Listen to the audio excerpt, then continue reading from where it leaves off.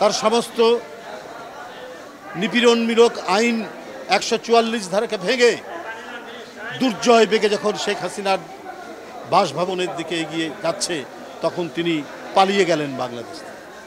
তার মন্ত্রী বলেছিলেন যে সে বঙ্গবন্ধুর কন্যা পালায় না, কত ইনিয়ে বিনিয়ে তিনি বলেছেন ওবায়দুল কাদের সাহেব। কোথায় আজকে শেখ মুজিবের কন্যা? জনগণকে, নিজের দেশের জনগণকে যারা অত্যাচার করে, যারা আয়নাঘর বানায়, যারা কনসেন্ট্রেশন ক্যাম্পে বানিয়ে সেখানে বছরের পর বছর আটকে রাখে, তারা এই দেশের পরিচালক হবেন কি করে, হতে পারেন কি করে? কিছুদিন না হয় আইন শৃঙ্খলা বাহিনীকে দিয়ে হত্যা, গুম এগুলো করে একটা ভীতি তৈরি করে চেষ্টা করেছেন, কিন্তু একটা পর্যায়ে মানুষ তো সমস্ত ভীতিকে অতিক্রম করে রাস্তায় দাঁড়ায়। যেভাবে দাঁড়িয়েছিল ব্রিটিশ বিরোধী ২০০ বছরের শাসনের বিরুদ্ধে, যেভাবে দাঁড়িয়েছে পাকিস্তানি বর্বর দুঃশাসনের বিরুদ্ধে ৭১-এ, ঠিক তেমনি ৫ই আগস্ট নিজের বুকে বুলেট বরণ করে তারা শেখ হাসিনাকে বাংলাদেশ থেকে বিতাড়িত করেছে। এখন কোথাও জায়গা নেই। ভারতে বসে আপনি কি করছেন? বিশ্বের যে সমস্ত গণতান্ত্রিক দেশ যেখানে মানুষ স্বাধীনভাবে থাকার জন্য বসবাস করতে যায়, তারাও আপনাকে দিচ্ছে। বিশেষ করে ইংল্যান্ড এবং অন্যান্য গণতান্ত্রিক দেশ, আমেরিকা, সেখানে দলমত নির্বিশেষে যেই হোক না কেন কেউ আশ্রয় চাইলে রাজনৈতিক আশ্রয় দেয়, কিন্তু শেখ হাসিনার ভাগ্যে সেটিও জুটছে না। পার্শ্ববর্তী একটি দেশে তিনি অবস্থান করছেন। তাদের এক পররাষ্ট্রমন্ত্রী বলছেন যে ভারত বাংলাদেশের সম্পর্ক স্বামী স্ত্রীর সম্পর্ক। শেখ হাসিনা যখন পালিয়ে গেলেন এবারে বধূবরণের মতো বরণ করলেন ভারতীয় শাসক গোষ্ঠী। তারপরে কি হচ্ছে আমরা জানি না। তবে গতকালকের ভারতের প্রতিরক্ষা মন্ত্রীর ভারতের বিভিন্ন কমান্ডারদের সাথে যে বৈঠক, এই বৈঠকের বিষয়ে আমি কালকেও বলেছি, এটা উদ্বেগজনক। এটা উস্কানি কিনা এটা জনমনে প্রশ্ন দেখা দিয়েছে। আপনারা কি নববধূকে সান্ত্বনা দেওয়ার জন্য, তার যে জমিদারি পুনরুদ্ধারের জন্য কোনো কাজ করছেন? তাহলে প্রতিরক্ষামন্ত্রী এভাবে কথা বলছেন কেন? সেখানে বলেছেন ইউক্রেন রাশিয়া যে যুদ্ধ চলছে, হামাস ইসরায়েলের যুদ্ধ চলছে, এটা চলছে, কিন্তু বাংলাদেশে কি চলছে? বাংলাদেশের সকল মানুষ এক দানবকে তাড়িয়ে মুক্ত বাতাস, মুক্ত নিঃশ্বাস নিয়ে আজকে চলাফেরা করছে। আমি ডানে বামে কোথাও আমি গ্রেপ্তার হতে পারি, আমি গুম হতে পারি, এই শঙ্কা থেকে আজকে যে শান্তির এবং স্থিতির যে পরিবেশ হয়েছে, আপনারা কি সেইটাকে পছন্দ করছেন না?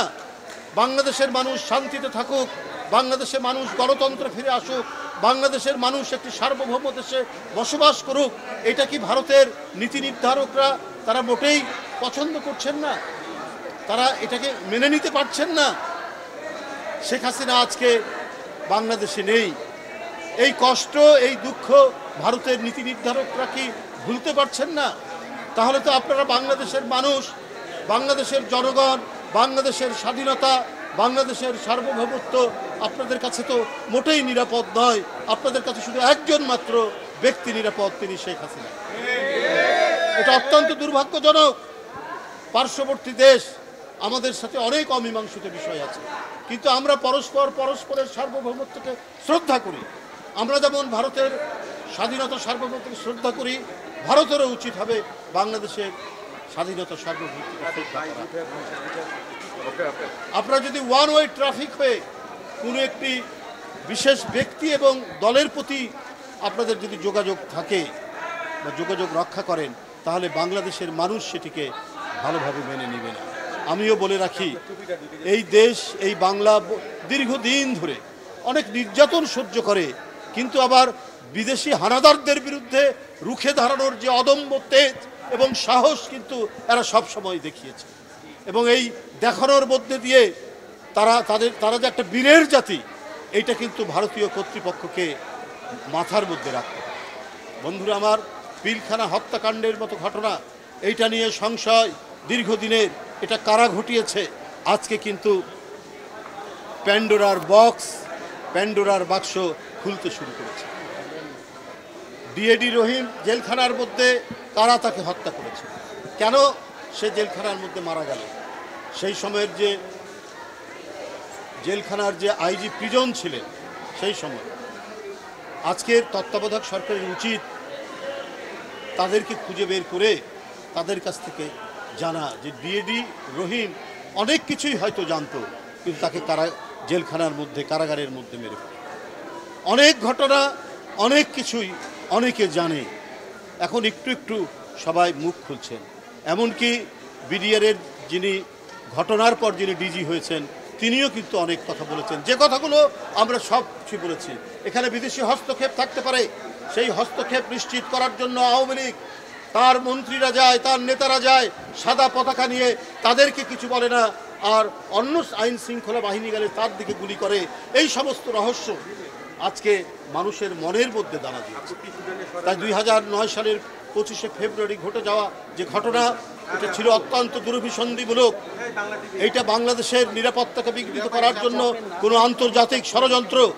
এই ষড়যন্ত্র এখন সুষ্ঠু তদন্তের মাধ্যমে এইটা যদি এখন দেখা হয়, এটা যদি আবারও সুষ্ঠু তদন্ত করা হয়, তাহলে অনেক নতুন জিনিস বেরিয়ে আসবে।